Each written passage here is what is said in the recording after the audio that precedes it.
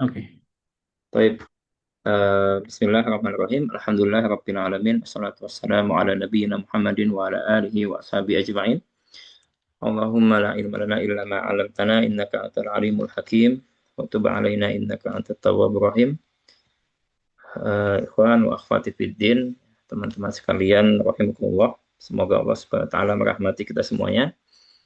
Eh, ini siang hari ya di Indonesia ya. Ya, siang hari ini eh, kita akan mencoba membahas tentang manasik ya atau tata cara ibadah, khususnya ibadah umroh ya, yang ini merupakan salah satu ibadah yang agung, yang mulia, yaitu berkunjung ke rumah Allah Subhanahu wa taala, yang tentunya di sini banyak yang sudah pernah atau banyak yang sudah berniat ya akan berangkat melaksanakan ibadah umroh ini. Dan tentunya suatu ibadah apapun yang akan kita lakukan ya itu harus kita memiliki ilmunya terlebih dahulu. Ya, para ulama itu sering sekali mengingatkan kepada kita bahwasanya al ilmu qoblal qouli wal amal. Ilmu itu sebelum berbicara dan beramal. Ya. Maka amal apapun yang akan kita lakukan, sebaiknya kita itu belajar, mempelajari terlebih dahulu bagaimana supaya amalan itu kita lakukan secara benar, secara baik, yang tentu itu sudah diajarkan oleh Rasulullah Shallallahu Alaihi Wasallam kepada kita semuanya, kepada para sahabat tentunya. Para sahabat mengajarkan kepada murid-muridnya dan sampai kepada kita, ya, sehingga kita pun harus berusaha mempelajari ya, tata cara ibadah yang diajarkan oleh Rasulullah Shallallahu Alaihi Wasallam sebagai panutan panutan kita. Nah, sebelumnya seperti eh, yang sudah-sudah yang seberapa kali juga ngisi di sini, sebelum kita bicara tentang tata caranya secara langsung, ya, saya ingin menyampaikan satu poin dulu terlebih dahulu, ya, eh, tentang nilai atau apa sih di balik ibadah umroh ini sebenarnya, makna apa yang terkandung. Ya, ini juga seringkali orang itu luputnya. Seringkali orang itu memperhatikan suatu ibadah hanya dilihat dilihat dari luarnya tanpa memperhatikan makna di dalam ibadah itu seperti apa. Ya, bahwa ibadah itu bukan hanya sifatnya fisikalnya, sesuatu yang terlihat, enggak, di balik itu ada rohnya, ya ada makna-makna yang kalau kita perhatikan ya kita rasakan itu sangat luar biasa.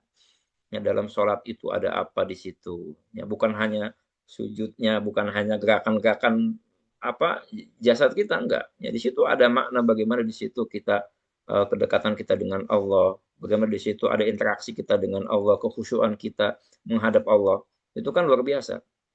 Ya, tapi jarang kemudian orang melihat sisi itu gitu, hanya melihat sisi luarnya saja. Begitu juga dalam ibadah umroh ya atau ibadah haji lebih luasnya ya. Itu juga di situ sebenarnya ada makna yang sangat mendalam bahwa dalam ibadah umroh ini ada bentuk sambutan kita ya, bentuk sambutan kita terhadap undangan yang Allah berikan kepada kita. Ya, bahwa Allah Subhanahu wa taala menjadikan Ka'bah itu ya sebagai salah satu rumah, bahkan itu Baitullah ya, rumah Allah yang pertama kali Allah dirikan di muka bumi ini. Inna awwala baitin wudi'a lin-nasi lalladzi bi Bakkah. Ya, sungguhnya rumah ya yang pertama kali Allah bangun di muka bumi ini ya, itu sudah ada di sejak zaman Nabi Adam, meskipun sempat hilang ya, ada banjir Nabi Nuh segala macam dan dibangun kembali oleh Nabi Ibrahim alaihissalam. Ya, itu adalah Ka'bah yang kemudian dijadikan dalam syariat Islam ini sebagai kiblat umat Islam, yang kemudian Allah Subhanahu wa taala mengundang kaum muslimin secara umum untuk datang berkunjung ya ke rumah tersebut. Ya, ke rumah Allah Subhanahu wa taala, yaitu Baitullah, yaitu Ka'bah. Ya, Allah mengumumkan dalam Al-Qur'an, ya Allah perintahkan kepada Nabi Muhammad sallallahu alaihi wasallam, muadzin lin-nasi bil haji ya'tuka rijala wa 'ala kulli dhamirin ya'tina min kulli fajjin amiq, dalam surat Al-Hajj ya kalau tidak salah. Allah perintahkan kepada Rasulullah SAW untuk mengumumkan kepada orang-orang supaya datang ke Baitullah ya, untuk melaksanakan ibadah haji atau umrohnya. Bisa dikatakan haji kecil gitu kan, umroh. Apa namanya, yang nanti mereka semua akan datang ya, baik dengan berjalan kaki ya, atau menggunakan onta kendaraan. Kalau sekarang dari Indonesia yang menggunakan pesawat gitu ya, dari segala penjuru akan berdatangan. Dan ini juga adalah salah satu hasil doa Nabi Ibrahim alaihissalam. Ya, ketika Nabi Ibrahim alaihissalam membangun Ka'bah, beliau berdoa. Ya. Salah satu doanya adalah faj'al afidatan nas tahwi ilaihim. Jadi ya Allah, jadikanlah hati manusia itu punya kecenderungan ya, untuk datang berkunjung ke sini ya, ke rumah Allah SWT yang ada yang di Mekah, yaitu Baitullah, yaitu Ka'bah ya. Bukan berarti apa namanya, Allah ada di Ka'bah, enggak ya, Allah ada di atasnya di langit, tapi maksudnya di atas langit, maksudnya di atas arsy, tapi maksudnya Allah jadikan itu sebagai kiblat ya, sebagai rumah yang di situ orang-orang beribadah ya kepada Allah Subhanahu wa taala. Maka siapa yang berkunjung ke rumah Allah pada hakikatnya ya, siapa yang melakukan umroh, melakukan haji, pada hakikatnya dia sedang berkunjung ke rumah Allah Subhanahu wa taala. Makanya di salah satu ya yang disunahkan ketika seseorang itu melakukan umroh adalah mengucapkan talbiyah, yang artinya yang ucapannya adalah labbaik Allahumma labbaik, labbaik la syarika laka labbaik. Ya Allah, aku penuhi undanganmu ya, aku penuhi undangan, labbaik Allahumma, ya Allah ya, aku penuhi undanganmu, labbaik la syarika laka labbaik, aku penuhi undanganmu yang tidak ada sekutu bagimu. Coba ya, kalau teman-teman bayangkan kita diundang oleh Allah Subhanahu wa taala, Tuhan yang kita tiap hari beribadah kepadanya, Tuhan yang tiap hari kita berharap kepadanya, Tuhan yang setiap hari memberikan nikmat kepada kita, memberikan rezeki kepada kita. Kita mendapatkan undangan untuk datang ke rumah Allah Subhanahu wa taala. Ya, lalu ya, pastinya orang yang keimanannya benar pasti akan berusaha memenuhi undangan tersebut. Ya, kenapa? Gitu kan? Karena tahu kalau Allah mengundang ya, kemudian kita bertamu gitu kan ke rumah Allah Subhanahu wa taala, pasti ada sesuatu yang penting, pasti ada sesuatu yang berharga, pasti ada sesuatu yang akan Allah berikan kepada tamu-tamu undangannya. Gitu kan, kita pun rindu gitu kan, rindu memenuhi undangan pencipta kita, memenuhi undangan zat yang setiap hari kita sembah. Kita sholat setiap hari menghadap Allah Subhanahu wa taala. Dan kalau kita Allah berikan kemampuan untuk berangkat, kemudian kita berangkat, bagaimana perasaan kita? Nah, kalau saja kita diundang oleh Raja Salman misalnya di sini ya, di Saudi ya, ya, diundang ke istananya, terus kita berangkat ke sana, pasti kita akan merasa terharu gitu kan, merasa apa kira-kira mau dikasih apa nih di sana, dikasih hadiah apa gitu kan, kira-kira ini ada perasaan senang segala macam gitu kan. Terus kita pun menyiapkan berbagai apa namanya permintaan yang nanti akan kita ajukan. Wahai raja, saya butuh ini, butuh itu. Itu jika hanya raja di dunia. Bagaimana dengan raja di raja? Allah SWT sebagai pemilik langit dan bumi. Maka berangkat umroh itu pada hakikatnya adalah sebagai bentuk memenuhi undangan Allah Subhanahu wa taala, yang kita sangat mengharapkan banyak hal ya dengan kita memenuhi undangan Allah Subhanahu wa taala. Kita berharap Allah mengampuni dosa kita ya. Kita berharap Allah berikan rahmatnya kepada kita. Kita berharap Allah menyelesaikan setiap urusan-urusan kita. Bagi yang kekurangan harta, ya di sana bisa meminta kepada Allah diberikan rezeki yang melimpah.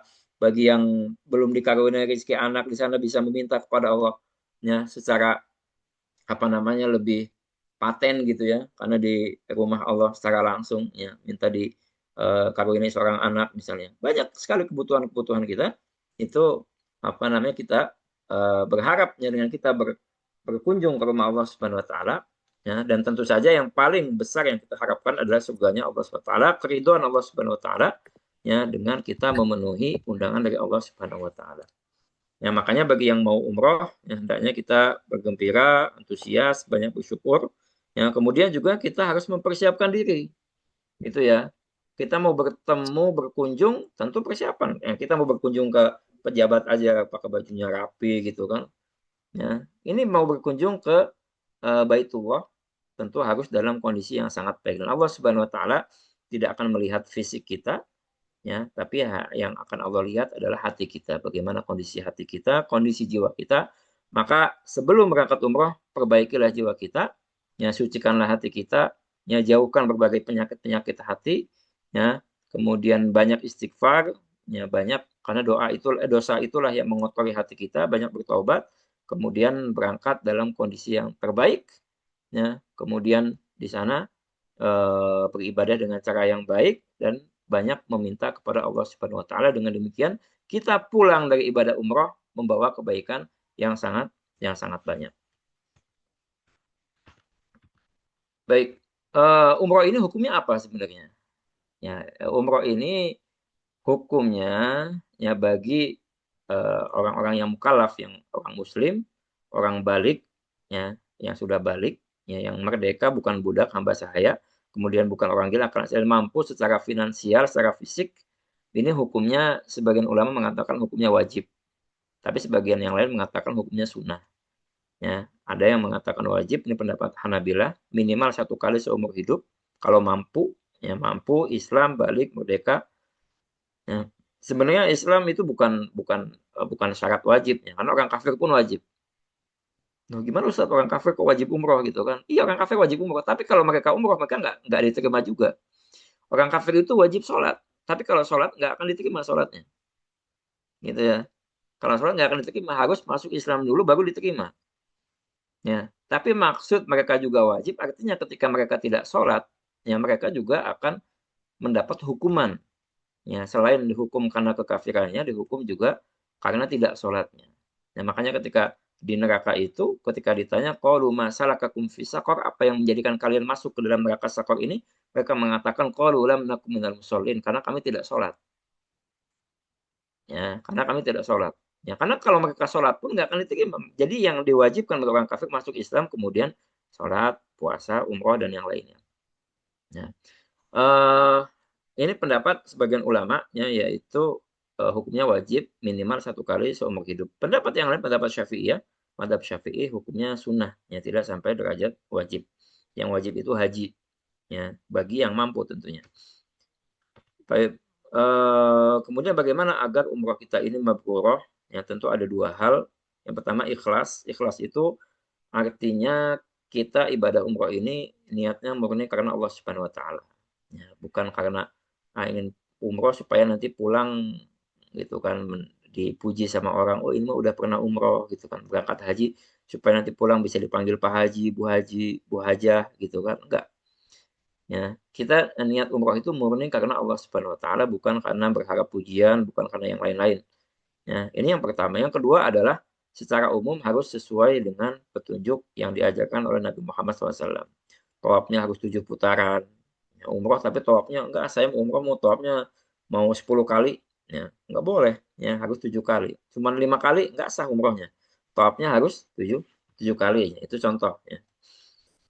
Baik. Kemudian ada hal-hal juga yang harus kita hindari supaya umroh kita ini mabrurah. Nah, yang itu kalau dilakukan bisa merusak ibadah umroh. Mungkin umrohnya sah, tapi pahalanya hilang, gitu ya. Umrohnya sah, tapi pahalanya hilang. Yang menggugurkan kewajiban umroh, tapi tidak pahala, ya sayang. Ya, padahal biaya yang kita keluarkan untuk umroh tidak sedikit. Ya, capeknya kita, ya, harus meninggalkan keluarga itu kan luar biasa. Nah, sayang sekali kalau kemudian tidak mendapatkan apa-apa. Ya, sama seperti orang puasa kan juga banyak. Kata Rasulullah SAW, "Rubba sha'imin laisa lahu min syiyamihi ilal ju' wal atas." Banyak orang puasa itu tapi nggak dapat apa-apa kecuali dapat lapar dan dahaganya saja. Kenapa? Karena ibadahnya amalan apa pahalanya rusak. Ya, lagi puasa dia banyak ngomongin orang segala macam. Dia puasanya sah tapi pahalanya hilang. Begitu juga dengan umroh, ya ada 3 hal yang dapat merusak ibadah umroh. Artinya merusak pahalanya hilang. Di antaranya perbuatan keji. ya lagi umroh tapi omongannya misalnya ngomongin hal yang tidak senonoh, omongannya cabul segala macam gitu ya. Lagi umroh tapi pacaran sama non muhrim gitu kan, bersentuhan sama non muhrim ini apa namanya menghilangkan ibadah umroh. Ya, menghilangkan nilainya atau pahala ibadah umroh. Yang kedua dosa secara umum kefasikan. Ya, lagi umroh dia mencuri, lagi umroh dia apa namanya berantem sama orang itu kan menghina orang lain. Ya. Yang ketiga adalah berdebat atau berbantah-bantahan. Meskipun ya perdebatannya dia dalam posisi yang benar, maksudnya orang lain yang salah dia yang benar, tapi udahlah jangan berdebat gitu loh. Berdebatnya nanti habis selesai ibadah umroh. Ya, suami istri cekcok lagi umroh misalnya. Lagi ihram di hotel, ya ada masalah apa cekcok berantem gitu kan berdebat. Ya, masing-masing merasa dirinya yang paling benar ya udah. Ya. Makanya kalau mau berdebat nanti gitu, setelah tahalul. Ya silakan berdebat kalau debatnya memang dalam hal yang apa namanya perlu diperdebatkan gitu. Ini tertera dalam firman Allah SWT surat Al-Baqarah. Allah berfirman, "Faman farada fihinnal hajja fala rafatha wala fusuq wala jidala fil hajj." Tiga hal rafas itu sesuatu yang keji, ya. Fusuk sesuatu yang fasik, kefasikan, dosa secara umum. Jidal ya berbantah-bantahan itu dilarang dalam ibadah haji. Baik, ini untuk chatnya nanti ya, di akhir ya. Jadi kita fokus ke materinya dulu. Baik, kemudian dalam ibadah umroh yang harus kita perhatikan yang paling penting dalam ibadah umroh itu adalah rukunnya. Rukun itu sesuatu yang harus ada dalam ibadah, ya, ibadah apapun ya. Dalam Makan sholat ada rukunnya, Pak waktunya. dalam dalam apa namanya haji ada rukunnya. Ya, dan rukun ini sesuatu yang kalau Ya enggak. ditinggalkan, Afan bisa di mute itu suaranya. Ya, kalau ditinggalkan salah satu rukun ini maka ibadahnya tidak sah. Ya, rukun umroh ada tiga. Ihram, ihram di sini maksudnya niat melakukan ibadah umroh. Ya, yang kedua adalah tawaf 7 putaran. Yang ketiga adalah sa'i juga tujuh putaran. Yang tiga hal ini harus ada dalam ibadah umroh yang kalau salah satunya ditinggalkan maka ibadah umrohnya tidak sah. Percuma ya, harus diulang lagi, harus dilaksanakan. Nanti akan kita bahas dalam apa namanya lebih detailnya. Kemudian ada yang namanya wajib umroh. Wajib umroh ini dia juga harus dilaksanakan, tapi kalau ternyata tidak dilaksanakan maka bisa ada solusinya gitu ya, ada solusinya. Wajib umroh ini ada dua. Yang pertama niat ihram dari mikot. Ya, mikot. Ya, kalau tadi rukun itu niatnya, niat ihramnya. Kalau yang wajib ini mikotnya. Jadi ketika berniat ihram itu tidak boleh melewati mikot. Mikot ini apa sih? Gitu kan. Mikot itu adalah tempat yang ditetapkan oleh Rasulullah SAW, ditentukan yang tidak boleh orang melewati tempat tersebut kecuali sudah berniat ihram. Kalau dari Madinah misalnya, nah ini di sini ya ada Rasulullah SAW menyebutkan ada 4 atau 5 ya mikot ini dari arah apa namanya bawah ada Yalamlam dari Yaman ya. Itu kita kalau dari Indonesia tuh lewat kalau langsung ke Mekah lewat ini di bawah ini Yalamlam lewat Yaman Yalamlam kemudian ke Jeddah gitu kan turun pesawatnya di Jeddah. Maka di Yalamlam ini sebelum melewati Yalamlam harus sudah berniat, harus sudah pakai ihram berniat apa namanya labbaik Allahumma umrotan. Atau kalau dari Madinah ini di atasnya dari Madinah itu lewatnya Dzul Hulaifah. Kalau sekarang namanya Bir Ali. Tidak boleh melewati Dzul Hulaifah ini kecuali dia sudah berniat apa namanya sudah berniat ihram. Ya sudah labbaik Allahumma umrotan. Dari Mesir lewat Juhfa, ya dari tempat lainnya dari Amman ada Qarnul Manazil. Ya. Ini tempat-tempat ini apa namanya ditentukan oleh Rasulullah Shallallahu Alaihi Wasallam. Dan kalau yang tidak melewati tempat-tempat ini, lewat tempat lain misalnya, maka tinggal diluruskan gitu ya, di apa, ditarik garisnya gitu. ya, sejajar dengan 5 tempat ini. Baik, maka ini hukumnya wajib. Dan terus bagaimana Ustaz kalau lupa? Ya, udah jalan bisnya gitu kan, tapi pas lagi di mikot belum niat gitu. Naik pesawat udah sampai Jeddah belum niat. Dari Jeddah langsung ke Mekah. Ya. Pertama, ya kalau dia bisa balik lagi. Itu balik ke Yalamlam gitu kan, keluar dari Jeddah balik lagi ke Yalamlam, baru niat di situ, baru masuk lagi. Kalau ternyata nggak nggak sanggup, nggak bisa gitu, maka dia apa namanya bisa diganti dengan menyembelih kambing di tanah haram, kemudian dibagikan kepada orang-orang fakir di tanah haram. Itu sebagai penutupnya, pengganti daripada kewajiban yang sudah ditinggalkan. Ya, ini niat ihram dari mikot. Ya. Yang kedua, yang termasuk kewajiban umroh adalah motong rambut saat tahallul. Tahallul itu harus potong rambut, gitu kan?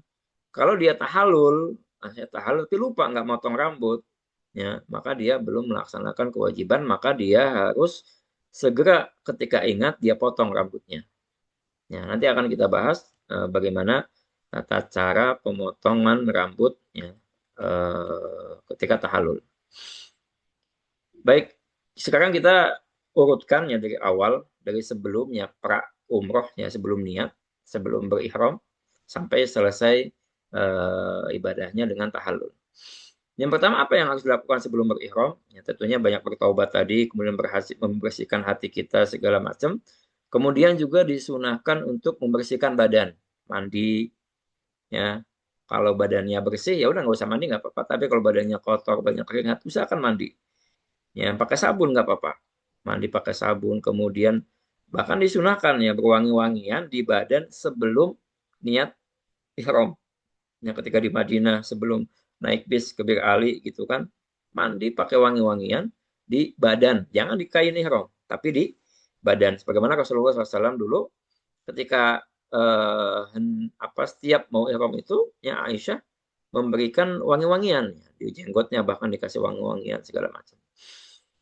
Kemudian ya setelah apa wangi-wangian, kemudian membersihkan, memotong bulu-bulu yang perlu dipotong ya, atau kuku yang sudah panjang dipotong, itu bagus ya dipotong supaya nanti ketika ihram tidak perlu lagi ya memotong rambut yang tidak perlu.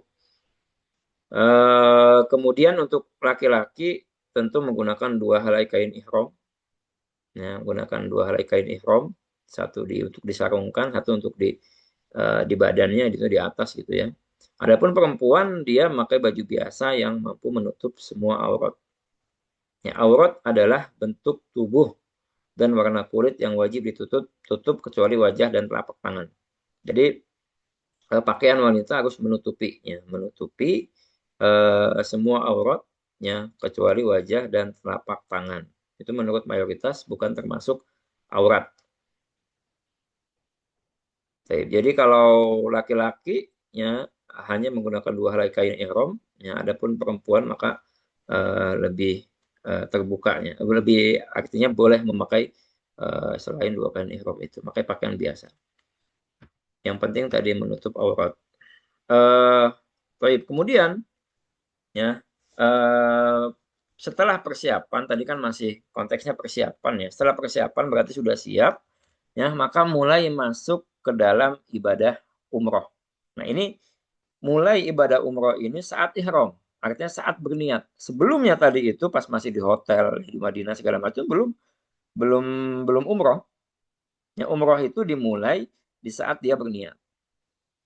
Ya, disunahkan umroh niat ihram ini ketika di mikot. Ya, di mikot ya, ketika sudah naik kendaraan, ya kendaraannya mau jalan, disitulah ya disunahkan untuk berniat. Tapi kalau misalnya mau berniat, saya mau berniat dari hotel ya silakan. Dari Madinah ya belum jalan, udah niat boleh aja. Ya, yang penting jangan terlalu jauh, ya. Jangan terlalu jauh dari Indonesia sudah niat misalnya. Itu terlalu jauh. Ya, kalau langsung ke Jeddah, misalnya di pesawat, ya sebelum lewat Yalamlam, ya sudah berniat terlebih terlebih dahulu. Dan yang dimaksud ihram atau niat umroh ini adalah amalan hati, dalam hati kita niatkan. Ya, saya niat sekarang masuk ke dalam ibadah umroh gitu. Itu yang dimaksud dengan ihram. Yang dimaksud dengan ihram, bukan ucapannya. Kalau ucapannya itu sebagai pembantu dan hukumnya sunnah. Mengucapkan labbaik Allahumma umratan, ya Allah, saya penuhi panggilanmu untuk melaksanakan ibadah umroh. Diucapkan oleh mulut kita, ini hukumnya sunnah. Artinya apa? Artinya kalaupun kita tidak mengucapkan dengan lisan kita, bahwasanya labbaik Allahumma umrah, atau saya nawaitu umrotan, misalnya niat untuk umroh, nggak masalah. Selama dalam hatinya sudah ada niat. Gitu ya. Selama dalam hatinya sudah ada niat. Tapi kalau sebaliknya ada orang ngomong dengan lisannya, saya niat umroh, tapi dalam hatinya nggak ada niat, ya percuma. Ya, jadi yang jadi patokan adalah niat yang ada di dalam hati, bukan yang diucapkan. Yang diucapkan itu hukumnya sunnah sebagai penegas, sebagai pembantu dari apa yang dalam hati kita niatkan. Kita ini sekarang, saya sekarang mau umroh gitu. Ya, ya artinya dalam dalam hati itu bukan berarti kita ngomong dalam hati, enggak, tapi dalam hati kita ada niat seperti itu, niat masuk ke dalam ibadah umroh. Ya. Dan disunahkan tadi mengucapkan labbaik Allahumma umrotan, dan dianjurkan juga mengucapkan istirot. Istirot ini memberikan syarat. Maksudnya apa? Yaitu ucapan in habasani habis famahali haitu habastani. Ya Allah, kalau nanti ada sesuatu yang menghalangiku untuk menyelesaikan ibadah umroh itu, maka aku pada saat itu bisa tahallul langsung. Ya, karena takut. Ya, ini terutama bagi yang takut tidak bisa menyelesaikan. Misalnya saya ini ragu, ya saya mampu apa enggak ya? Soalnya saya sering kumat penyakit saya misalnya. Atau saya takut ini kayaknya waktu haid saya gitu kan. Takut datang haid segala macam. Atau takut apa? Intinya kalau ada sesuatu yang menakutkan yang bisa menghalangi seseorang dari menyelesaikan ibadah umrohnya, maka sebaiknya dia mengucapkan in habasani habis famahali haitu habastani, karena dengan mengucapkan ini pada saat ada halangan itu dia bisa langsung tahallul membatalkan umrohnya. Adapun kalau tidak mengucapkan ini, dia tetap dalam kondisi ihram dan harus diselesaikan menunggunya halangannya hilang, menunggu haidnya suci misalnya, atau menunggu penyakitnya sembuh. Dalam kondisi ihram itu kan sesuatu yang berat. Ya, atau kalau dia tetap nggak mampu, dia harus sambil membayar dam. Ya, harus sambil membayar dam untuk bisa tahallul. Tapi kalau sudah mengucapkan istiqot ini, dia tidak perlu bayar dam, tapi bisa langsung tahallul. Kemudian disunahkan ya setelah niat tadi, ya sudah berniat, ya masuk ihram, sudah resmi dia ini dalam ibadah umroh, ya disunahkan untuk membaca talbiyah ya sebanyak-banyaknya semampunya, dengan kalau laki-laki dengan suara yang dikeraskan, ya labbaik Allahumma labbaik, ya ya Allah aku penuhi panggilanmu ya Allah. Itu para sahabat semangat sekali kalau kita lihat bagaimana cerita para sahabat ketika berangkat ke Mekah bersama Rasulullah SAW. Ya, mereka begitu antusias, ya Allah aku penuhi panggilanmu ya Allah, labbaik Allahumma labbaik gitu kan. Sampai-sampai ketika sudah sampai di Mekah itu udah serak, suaranya sudah habis saking apa namanya semangat mereka. Ya, dan itu perintah dari malaikat Jibril ya datang ke Rasulullah SAW untuk supaya memerintahkan kepada para sahabat untuk dikeraskan suaranya. Ya, kecuali wanita, wanita itu enggak ya, dia cukup talbiyahnya didengarkan oleh dirinya sendiri, jangan diangkat suaranya karena tidak sesuai dengan tabiat tabiat wanita. Baik. Nah, ini sampai kapan disunahkan talbiyah? Sampai melihat Ka'bah. Kalau udah melihat Ka'bah udah nggak ada lagi sunnah bertalbiyah. Ada ibadah yang lain, ada zikir yang lain. Gitu ya. Dan bukan berarti kemudian orang memaksakan dirinya, enggak. Ya, artinya ini semampunya. Kalau capek ya sudah berhenti tidur. Ya, mau tidur, mau apa, mau ngobrol juga silahkan. Baca Quran silahkan. Ya. Artinya dilakukan semampunya. Nah, ketika seseorang sudah masuk ke dalam ibadah umroh, sudah resmi dia dalam posisi berihram, ya, melaksanakan umroh, maka ada larangan-larangan, ada hal-hal yang tadinya halal menjadi haram. Makanya dinamakan ihram ya, berihram. Ya, pelakunya dikatakan ya, seorang yang sedang berihram karena memang dalam ibadah ini ada hal-hal yang tadinya halal menjadi haram gitu. Yang tadinya haram ya tetap jadi haram. Cuma yang tadinya halal ada yang menjadi haram yang itu harus dihindari. Kalau dilakukan itu pelanggaran. Pelanggaran ada konsekuensinya. Ya, kecuali kalau dia lupa atau nggak tahu, ya itu bisa dimaafkan. Tapi kalau dengan sengaja dia ingat, nah itu ada konsekuensinya. Apa saja yang dilarang? Ya, secara umum, larangan-larangan itu terbagi menjadi tiga. Ada hal yang dilarang khusus laki-laki, ada dua macam. Ada hal yang diharamkan khusus perempuan, itu ada dua macam. Dan ada hal yang diharamkan untuk semuanya, baik laki-laki maupun perempuan. Ya, kita mulai dari yang berlaku umum dulu. Hal-hal yang tidak boleh dilakukan oleh orang yang sedang berihram, baik laki-laki maupun perempuan. Ada berapa ini? 1, 2, 3, 4, 5, 6, 7. Ya, ada 7. Yang pertama adalah motong rambut atau nyabut rambut, motong rambut, apalah gitu ya. Makanya eh, ketika tahallul itu bapak-bapak hati-hati itu. Ya, ya tahallul itu yang dipotong rambut. Ya. Jangan sampai apa namanya sih namanya yang rambut di pipi ini jambang ya, Gampang, Ustaz. jambangnya kena potong gitu. Wah itu nggak boleh. Ya.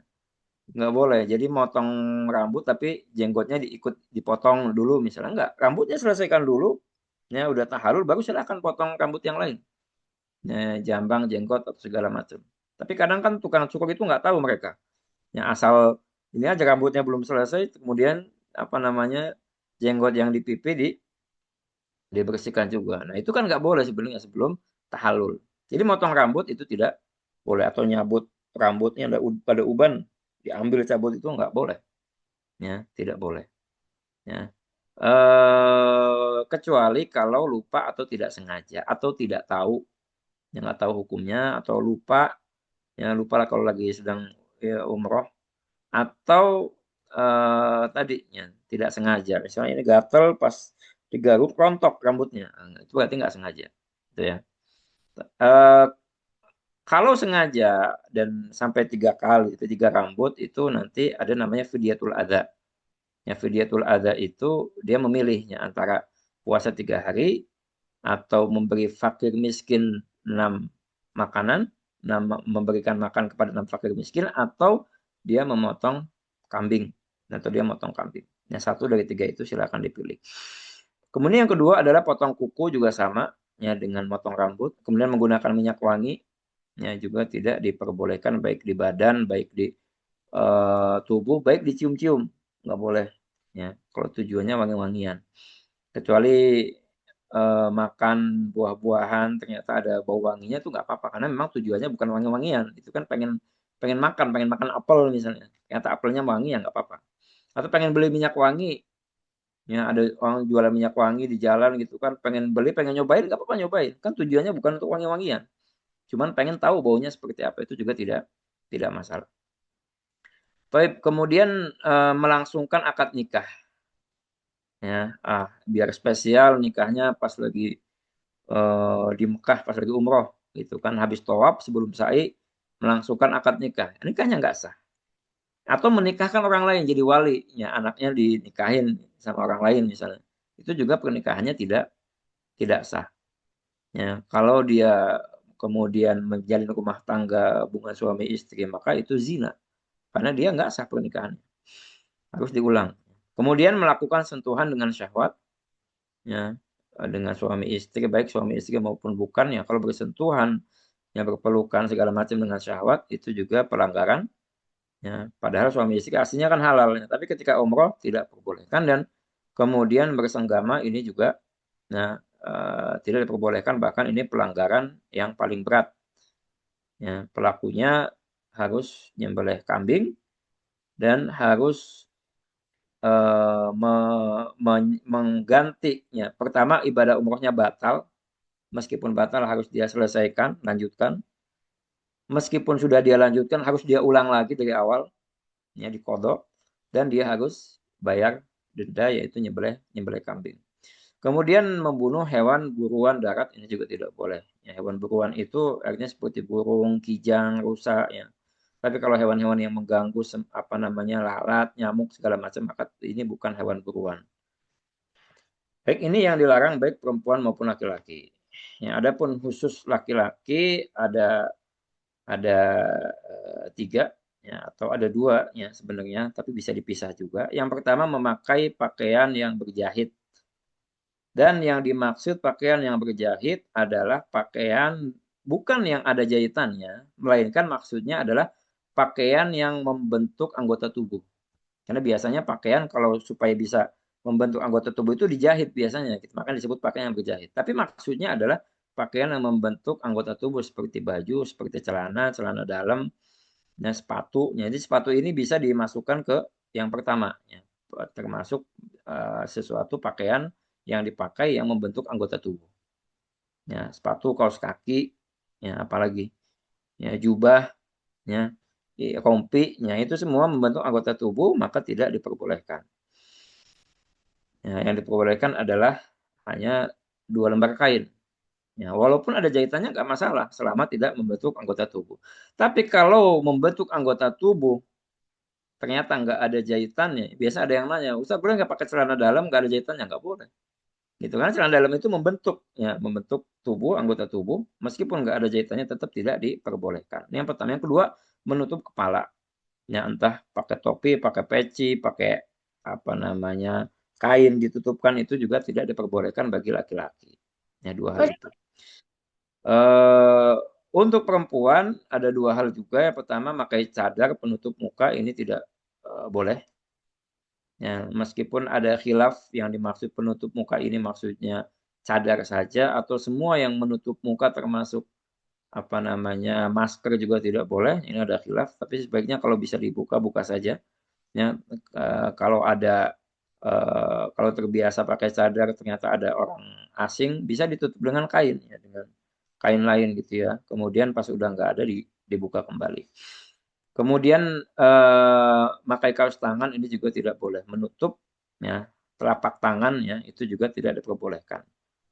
Yang dimaksud telapak tangan itu ya depan depan belakang ya, depan belakang, atas bawah ya, baik telapak depannya maupun bagian belakang.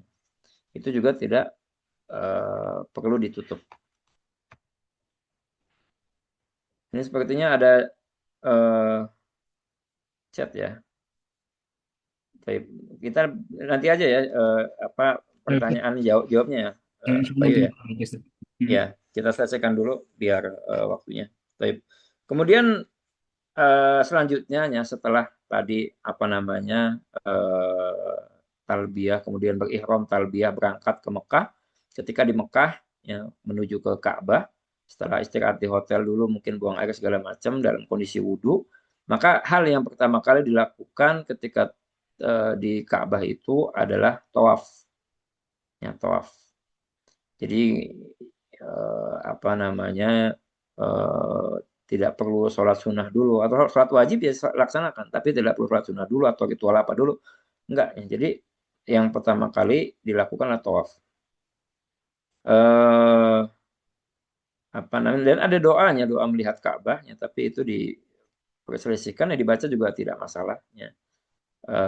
Doa melihat Ka'bah.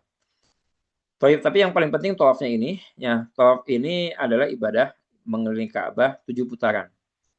Dan 7 putaran ini hukumnya wajib 7 putaran. Jangan dikurangi, jangan ditambah-tambahi. Barang siapa yang tawafnya hanya 5 putaran, 5 putaran aja capek, yang penting kan udah tawaf, enggak, tawafnya enggak sah. Sama seperti ada sholat subuh hanya 1 rakaat, sholat maghrib hanya 2 rakaat. Apakah sholatnya sah? Enggak, karena harus 7 putaran. Ya, atau orang 7 putaran mah gampang kecil, saya pengen 10 putaran. Ya enggak boleh, harus 7 putaran. Ya, itu namanya nambah-nambahi, itu bid'ah. Ya. Seperti orang sholat asar 5 rakaat, ya nggak boleh. Ya, kalau asar 4 rakaat, 4 rakaat, jangan ditambah-tambahi.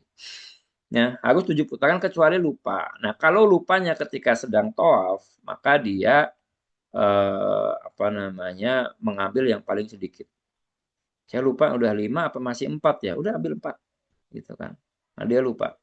Nah, dia ragu, maka ambil yang paling sedikit. Tapi kalau ragunya udah selesai tawaf gitu kan pas lagi sa'i, Tadi saya kurang nggak ya tawafnya 6 apa 7 gitu kan, udah nggak usah dianggap. Ya, keraguan setelah ibadah jangan dianggap, dibiarkan dibiarkan saja. Jangan diseriusi gitu ya. Kalau sudah selesai ibadahnya. Baik, kemudian tawaf dimulai dari Hajar Aswad. Nah, ini kan ada 4 sisi ya. Nah, ini Hajar Aswad ini sebelah sini paling dekat ya. Ini batu yang awalnya warnanya putih turun dari surga, cuman ya, akibat dosa manusia menjadi hitam. Dan batu ini batu batu biasanya makhluk. Tidak bisa memberikan kekuatannya, tidak bisa apa namanya memberikan keberkahan, enggak. Makanya kalaupun kita mencium Hajar Aswad ya, kalaupun kita mengusap Hajar Aswad itu karena kita mengikuti Nabi Muhammad SAW, bukan karena Hajar Aswad ini punya kekuatan supernatural gitu kan, atau hal-hal yang sifatnya mistik. Umar bin Khattab ketika mencium Hajar Aswad mengatakan, innaka hajar, kamu ini hanya batu. Ya, kamu ini hanya batu. Ya, laula ra'aitu Rasulullah SAW qabbalaka ma qabbaltuka. Kalau bukan karena aku melihat Rasulullah SAW mencium kamu, aku nggak akan cium kamu. Kenapa aku mencium kamu? Karena mengikuti Rasulullah SAW. Bukan karena kamu ini hebat, kamu ini gitu kan. Nah sekarang kan bukan hanya Hajar Aswad yang diusap. Makom Ibrahim diusap, ini diusap, semuanya dicium-cium, diusap. Ngalah berkah katanya. Rasulullah SAW tidak mengusap kecuali Hajar Aswad. Ya, kecuali Hajar Aswad. Baik, maka dimulai dari Hajar Aswadnya, ada tandanya lampu hijau di atas gitu ya. Lampu hijau di atas itu berarti satu garis dengan Hajar Aswad. Dimulai dari situ, ya artinya sebelum melewati garis ini, dari Hajar Aswad ini harus sudah berniat mau tawaf. Ya, berniat itu dalam hati, maksudnya dalam hati saya mau tawaf, ya dimulai dari situ. Jangan udah melewati Hajar Aswad, sudah sampai Hijr Ismail misalnya, ya baru niat tawaf di situ, enggak, itu kelewatan. Ya dia harus mulainya sebelum Hajar Aswad, harus sudah mulai tawaf, harus sudah berniat. Dan disunahkan ketika tawaf ini bagi laki-laki namanya ada ittiba, yang membuka pundak sebelah kanan. Ya, membuka pundak sebelah kanan ini hukumnya sunnah. Ya. Apa namanya? Jadi begini ya, pentingnya niat di sini ya, kadang ada orang itu lupa dengan niat gitu ya. Ya, karena kalau hanya berputar 7 putaran, ada orang misalnya pas mau tawaf dia bawa anaknya hilang gitu kan. Naudzubillah min dzalik gitu kan. Masyaallah, assalamualaikum afiyah. Mau dia cari itu muterin Ka'bah tuh. Cari anaknya putar sekali nggak ketemu. Dia muterin lagi 2 kali sampai 7 kali baru Pengabdian ketemu itu tidak anaknya. harus ngajar. Gimana? Lanjut, Ya, gitu. apa mungkin ya ya apa namanya sampai 7 kali gitu kan. Ya, kemudian pas dia sudah 7 kali sudah ketemu anaknya, oh apa namanya, alhamdulillah ketemu. Ya mau tawaf lagi, nggak usah kan tadi sudah keliling 7 putaran, langsung aja sa'i. Boleh nggak seperti itu? Nggak boleh. Itu pengabdian. Kenapa? Karena ketika dia berputar 7 putaran itu dia nggak ada niat untuk tawaf. Dia niatnya cari anak kan gitu. Ya, maka tadinya harus kalau mau tawaf itu harus berniat terlebih dahulu sebelum melewati Hajar Itu Hajar Aswad. kamu bisa lanjut. Nah, kemudian apa namanya? Apa tadi? Kalau ada suara jadi Ya, Afan. ini ya Jadi membuyarkan konsentrasi. Ya, yang jadi kemudian ketika ya kita kembali ke apa namanya di sini ya dimulai dan selesai. Nah, selesainya di Hajar Aswad. Dimulai dari Hajar Aswad, kemudian selesai di Hajar Aswad. Kemudian juga ketika tawaf itu diwajibkan dalam kondisi suci dari hadas maupun najis. Ya, jadi dari hadas dia harus dalam kondisi berwudu. Ini menurut mayoritas, meskipun ada madhab lain, madhab Abu Hanifah mengatakan tidak harus bersuci. Dan juga pendapat Ibnu Taimiyah. Ya, tapi pendapat mayoritas ya, ulama madhab, nah itu mengatakan harus dalam kondisi suci dari hadas maupun najis. Bagaimana kalau gendong bayi yang ada pipisnya di pempes gitu ya? Yang para ulama mengatakan nggak apa-apa ya kalau pempesnya kencang itu tidak berpengaruhi. Baik, kemudian juga diwajibkan menutup aurat. Kemudian posisi Ka'bah sebelah kiri, ya jangan mundurnya. Posisi Ka'bah sebelah kanan dia tawafnya mundur itu nggak boleh. Ya, tawafnya maju ke depan, posisi Ka'bah sebelah kiri dia. Kemudian jangan sampai muterinya itu melewati Ka'bah, maksudnya memasuki Ka'bah. Termasuk Hijr Ismail ini ya, yang kalau dilihat di satu sisi ada yang kosong ini digambar. Jangan sampai lewat situ. Ya, kalau motong jalan lewat sini nggak sah. Harus di luaran, mengelilingi Ka'bah, bukan masuk ke Ka'bah. Nah, jadi makanya di sini dikosongkan karena ini bagian dari Ka'bah. Baik. Eh, kemudian dalam tawaf ada hal-hal yang disunahkan. Ya, pertama mencium Hajar Aswad, ya pas barengan dengan Hajar Aswad, pas apa namanya satu arah dengan Hajar Aswad disunahkan mencium. Ya, karena Rasulullah SAW melakukan itu. Kalau tidak mampu mencium dan susah pasti juga ya, maka disunahkan menyentuh dengan tangan, yang menyentuh. Kalau tidak mampu juga bisa dengan tongkat dari jauh. Ini juga nggak bakal boleh bawa tongkat ke dalam ya. Maka yang terakhir adalah dengan isyarat yang menggunakan tangan dan mengucapkan Bismillahi Allahu Akbar. Saat pertama kali melewati Hajar Aswad. Pertama kali memulai tawaf menggunakan Bismillahi Allahu Akbar. Dan nanti selanjutnya ketika melewati Hajar Aswad lagi, yang mengangkat tangan lagi cukup mengucapkan Allahu Akbar. Tidak perlu pakai Bismillah.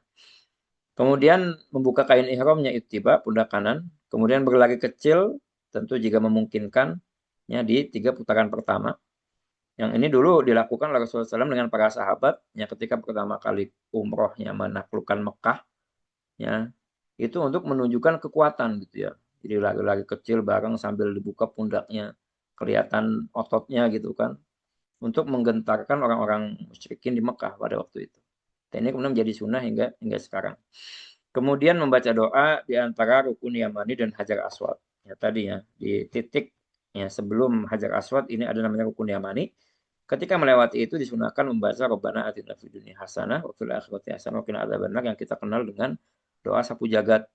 Ya, saya juga nggak tahu penamaan itu uh, maksudnya seperti apa. Nah, adapun di tempat lainnya maka bacaan yang dibaca bebas.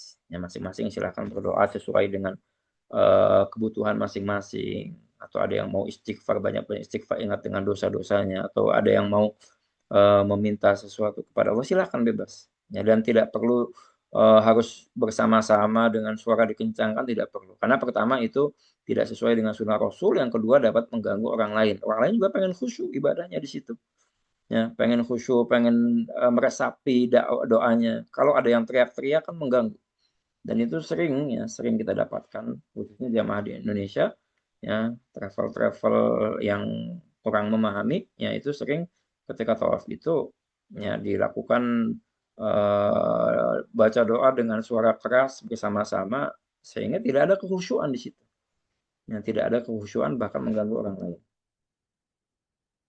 Baik, kemudian ketika tawaf ya ada hal-hal yang diperbolehkan yang itu tidak membatalkan tawaf. Pertama, bicara saat tawaf boleh, ya boleh. Bukan berarti ketika tawaf kita harus diam saja enggak. Ngobrol juga boleh, hukumnya mubah. Yang Rasulullah SAW mengatakan tawafu sholat, tawaf itu seperti sholat illa anna Allah abaha fihil kalam. Kecuali Allah SWT bolehkan dalam tawaf itu bicara. Tapi di sholat nggak boleh bicara. Gitu ya. Itu bedanya tawaf dengan sholat. Kemudian bersentuhan dengan lawan jenis, ya kalau suami istri dengan mahramnya nggak apa-apa. Itu tidak membatalkan tawaf. Tidak membatalkan tawaf karena sebagian yang sering bertanya, Ustadz gimana saya tadi bersentuhan nggak sengaja kan itu kan berdesak-desakan apakah wudhu saya batal, tawaf saya batal nggak? Lanjutkan, gitu ya. Makan dan minum saat tawaf, ya haus, kemudian minum air zam-zam misalnya. Itu tidak membatalkan tawaf, tapi hukumnya bagaimana? Ada yang mengatakan makruh, ada yang mengatakan haram, tapi tidak sampai membatalkan tawaf. Tawaf akan batal jika terbuka aurat, ya artinya terbuka dan dibiarkan ya terbuka sebentar ditutup lagi nggak masalah insya Allah.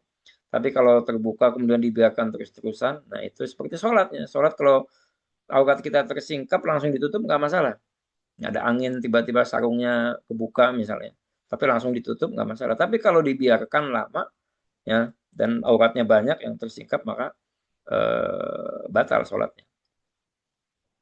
Kemudian kalau wudhunya batal, menurut pendapat yang tadi harus dalam kondisi suci, maka kalau wudhunya batal, dia tawafnya batal. Artinya dia harus berwudhu dan tidak perlu mengulangi, cukup menambah putaran yang belum dia laksanakan. Kemudian posisi Ka'bah kalau tidak lagi di sebelah kiri, ya dia tawafnya mundur gitu kan, itu juga tawafnya tidak sah, ya, atau masuk ke dalam Ka'bah. Setelah tawaf bagaimana? Disunahkan sholat sunnah 2 rakaat, ya, kalau bisa di Maqam Ibrahim, kalau tidak bisa maka di tempat mana saja yang ada tempat untuk sholat. Di rakaat pertama membaca Al-Kafirun, rakaat kedua membaca Al-Ikhlas. Untuk laki-laki segera ininya ditutup lagi pundaknya. Ya. Jadi membuka pundak sebelah kanan itu hanya dalam ketika tawaf. Setelah tawaf, apalagi dalam sholat itu harus menutup kedua pundak. Ya. Kemudian setelah sholat sunnah 2 rakaat, ya disunahkan minum air zam-zam sekenyangnya gitu ya. Kalau bisa dibasahin semuanya biar segar kepalanya, mukanya gitu. Dan tentu juga sambil memperhatikan kalau orang biasa kebelet pipis ya jangan banyak-banyak gitu kan. Tapi yang kira-kira bisa tahan ya tidak masalah banyak-banyak. Kemudian menuju tempat sa'i. Nah ini dinas sa'i ya Mas'ad, tempat sa'i Bukit Sofa dengan Bukit Marwah ya. 400 meter jaraknya. Ini adalah rukun yang selanjutnya. Ya, rukun yang selanjutnya yang kemudian dimulai dari Bukit Sofa, orang naik ke atas Bukit Sofa sambil mengucapkan abda'u bima bada'allahu bih, ya, inna sofa wal marwata min sya'airillah. Ya. Kemudian di atas sofa itu, di atas Bukit Sofa itu berdoa kepada Allah Subhanahu wa taala, ya, mengangkat tangannya menghadap Ka'bah, mengucapkan Allahu Akbar, Allahu Akbar, Allahu Akbar. La ilaha illallah wahdahu la syarikalah lahul mulku wa lahul hamdu, ya, wa huwa yuhyi wa yumiitu wa huwa ala kulli syai'in qadir. La ilaha illallah wahdah anjaza wa'ada wa nasara 'abda wa hazamal ahzaba wahdah. Yang dibaca 3 kali dan diselingi dengan doa bebas ya antara tiap bacaan tersebut. Jadi baca doa ini, baca zikir ini, kemudian berdoa ya sebanyak-banyaknya, sekhusyuk-khusyuknya gitu kan. Kemudian baca zikir ini lagi, kemudian doa lagi, ditutup lagi dengan baca zikir ini. Ini diucapkan di atas bukit Bukit Sofa. Nanti setelah di atas Bukit Sofa kemudian kita turun dari Bukit Sofa yang menuju ke Marwah. Nah, nanti ada lampu hijau di atas ini 50 meter. Nah, di situ disunahkan untuk lari sekencang-kencangnya ya bagi laki-laki. Ya, saat sa'yan syadidan gitu. Ya, bagi laki-laki. Adapun perempuan maka tidak boleh berlari atau bahkan lari-lari kecil tidak bolehnya. Ketika tawaf pun tidak diperkenankan bagi perempuan untuk berlari. Kemudian ke Bukit Marwah, di Bukit Marwah pun membaca doa yang sama. La ilaha illallah wahdahu la syarika lahu, seterusnya. Kemudian kembali ke sofa sampai 7 kali nanti selesainya di Bukit Marwah. Ya, selesai di Bukit Marwah yang dengan demikian maka sudah selesai melaksanakan ibadah sa'i. Ya, jadi satu dari sofa ke Marwah satu, Marwah ke sofa satu, gitu kan, sehingga 7 kalinya selesai di Bukit Marwah. Dan di Bukit Marwah terakhir sudah tidak ada lagi doa, sudah tidak ada lagi zikir karena sudah selesai, sudah 7 kali. Sama tadi ketika tawaf, ya, itu ketika sudah sampai Hajar Aswad di putaran ke-7 terakhir, sudah selesai, maka tidak perlu lagi ngangkat tangan mengucapkan Allahu Akbar, kan sudah selesai 7 kali. Tapi setelah selesai sa'i, ya, maka apa namanya ini dulu ya sebelum kita lanjut setelah sa'i, ya, ketika sa'i itu disunahkan memperbanyak doa dan zikir saat sa'i. Kemudian tidak ada doa khusus kecuali tadi yang sudah disebutkan ketika naik ke atas bukitnya, Bukit Sofa maupun Marwah. Kemudian ketika sa'i ini juga tidak harus dalam kondisi suci. Beda dengan tawaf tadi ya, tawaf harus dalam kondisi suci. Kalau sa'i ini tidak. Jadi kalaupun butuh buang angin nggak masalah. Nah, ketika kondisi sa'i. Dan boleh bicara, boleh minum segala macam, tidak seketat ketika sedang tawaf. Setelah berdoa setelah tadinya melaksanakan amalan-amalan ibadah sa'i yang selesai di Bukit Marwah, maka yang terakhir tahallul. Tahallul itu maksudnya kembali halal. Setelah tadi hal-hal yang diharamkan tadi, yang nggak boleh ini, nggak boleh itu, nggak boleh potong rambut, dengan tahallul ini menjadi kembali halal. Ya. Dan tahallul diwajibkan harus dengan motong rambut. Untuk wanita disunahkan motong sepanjang 1 ruas jari. Jari kita kan ada 3 ruasnya, 1 ruas saja. Dan rata, ya secara horizontal kanan kiri. Jadi kalau rambutnya apa namanya panjang bisa dipegang gitu ya, kemudian dipotong 1 ruas jari gitu ya, digenggam gitu, dipotong rata dari kanan ke kiri gitu ya. Jangan sedikit bagian kanan doang dipotong, kirinya enggak, harus rata. Dan baiknya dipotong di hotel gitu ya. Dan yang motong siapa aja boleh, motong sendiri boleh, motong suaminya, temannya, bahkan yang mereka belum tahalul pun boleh motong. Nah, ini kadang sebagian ya ada yang berpikir bahwasanya yang boleh motong tahalul itu yang sudah tahalul. Enggak. Yang belum tahalul pun enggak masalah. Boleh-boleh aja gitu ya. Siapapun boleh, bahkan dirinya dia sendiri enggak apa-apa potong sendiri kalau bisa. Nah, ada pun laki-laki juga harus rata. Ya, harus semuanya kena, ya jangan hanya sebagian, akan tetapi tentu ada pilihan apakah dipotong habis ya, sampai tidak tersisa, ini namanya halq. Ya, atau potongnya sebagian aja pakai gunting gitu kan, tapi rata, atau pakai mesin tapi masih sisa 1 cm 2 cm, itu namanya taksir. Itu namanya taksir. Halq itu dipotong habis, taksir itu dipotong tapi tidak sampai habis. Mana yang lebih utama tentu adalah yang halak, yang dipotong sampai habisnya. Seperti Rasulullah SAW mendoakan rahimallahul muhalliqin. Ya. Semoga Allah merahmati orang yang mencukur rambutnya sampai habisnya. Sampai 3 kali, baru yang keempat beliau mendoakan hanya 1 kali orang yang potong rambutnya pendek, yang memendekkan rambutnya, bukan dipotong sampai habis. Dengan demikian, kalau sudah tahalul maka sudah selesai pelaksanaan umrohnya dan dia sudah kembali dalam kondisi halal sebagaimana sebelum dia berniat untuk berihram. Demikian ya, secara ringkas. Mohon maaf karena waktunya terbatas, jadi saya juga menyampaikannya Ya. cepat gitu ya. Mungkin untuk dicerna, untuk dipahami butuh apa Hmm. namanya, butuh Sip. diulang-ulang sebagaimana. Tapi ini ada rekamannya, mungkin nanti ada yang masih Hmm. perlu diulang bisa dilihat di rekamannya. Baik, jazakallah khair. Baik, Ana izin langsung eh, ke sesi tanya jawab ya, Ustaz ya. ya Eh, ya. ini Kak Wirono sama Kak Lupita ini ada pertanyaan yang sama, jadi aku gabung aja. Terus untuk Kak Lupita, pertanyaan pertama tadi terkait potong rambut sudah dijawab Ustadz ya di materi, nanti boleh didengarkan lagi. Ini pertanyaan ini, Ustadz.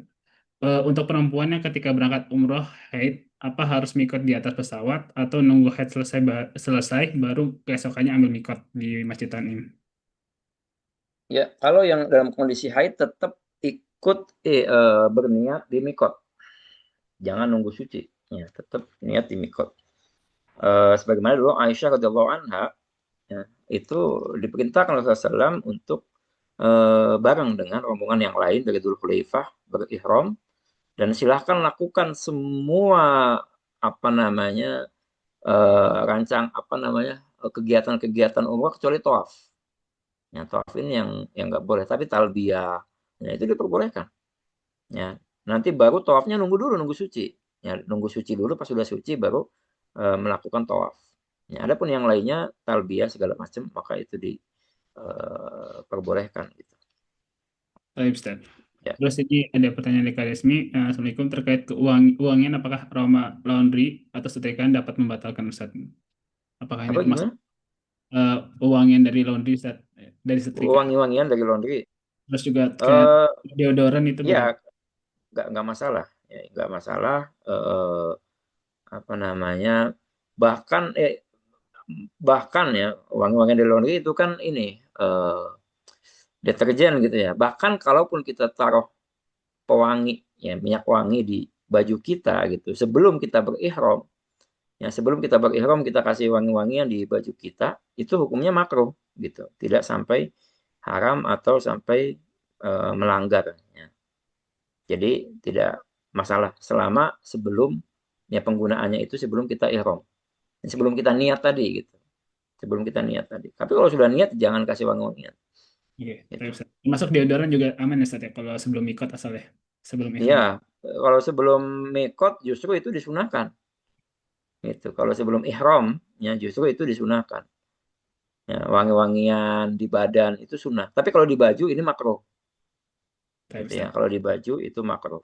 Tapi tidak sampai haram, bahkan tidak sampai pelanggaran ya, pelanggaran dalam artian ada damnya enggak. Ustaz.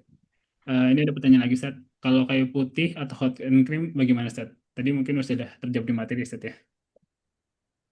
Ya, itu sebenarnya pertanyaan yang sering ditanyakan ya, pakai minyak gosok apa gitu. Hmm. Sebenarnya di situ masalahnya adalah apakah di dalam kandungan gitu ya, kandungan minyak-minyak tersebut ada pewanginya atau tidak gitu. Kalau di situ ada pewanginya, bukan wangi dari daun kayu putih yang asli, yang alami, tapi memang dicampur dengan minyak wangi, maka nggak boleh gitu. Nah itu saya sampai sekarang belum meneliti ya, meskipun pertanyaan udah dari dulu, cuman saya belum meneliti ini kayu putih ini ada pewanginya apa enggak gitu loh. Ataukah dia murni bau kayu putihnya ini gitu.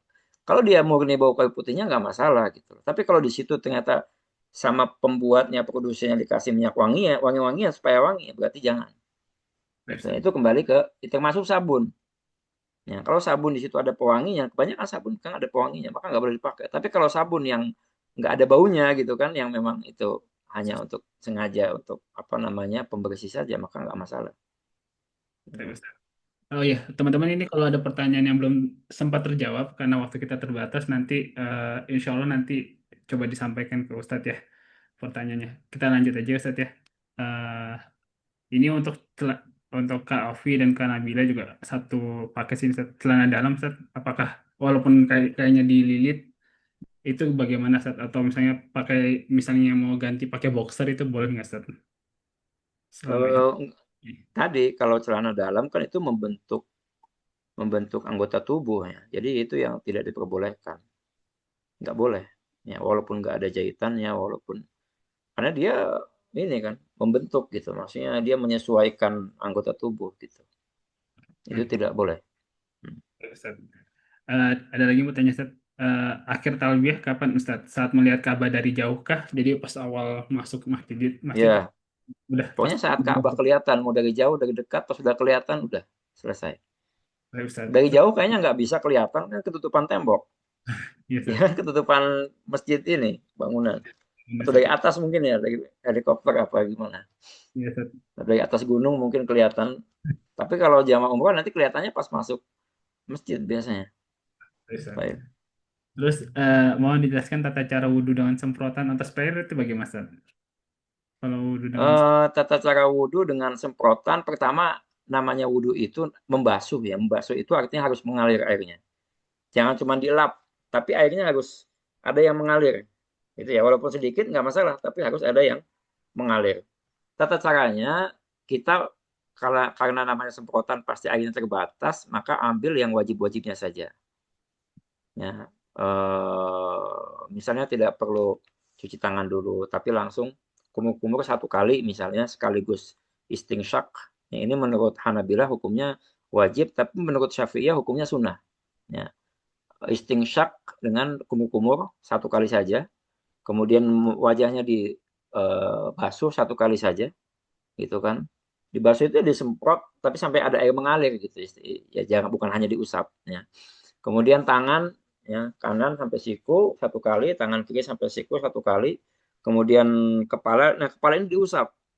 Ya, kalau wajah dan tangan itu dibasuh itu artinya harus ada air mengalir. Kalau diusap itu yang penting tangan kita basah, kemudian diusapkan ke kepala satu kali, kemudian kaki ya, sampai apa namanya mata kakinya kanan, kemudian ke kiri satu kali saja. Udah itu cukup. Baik, Ustaz. Kita lanjut Ya. aja, Ustaz. Kalau batal wudhu di tengah tawaf, Ustaz, bagaimana, Ustaz, solusinya, Ustaz? Kalau bisa wudhu, ya wudhu, ambil wudhu. Ya, ambil wudhu, minggir dulu keluar, ambil wudhu, kemudian masuk lagi ke Hajar Aswad, tinggal ditambah rokaat yang belum dia selesaikan. Misalnya sudah 6 rakaat, tinggal rakaat 6 putaran, tinggal satu putaran lagi, ya udah tinggal nambah satu putaran setelah dia berwudhu.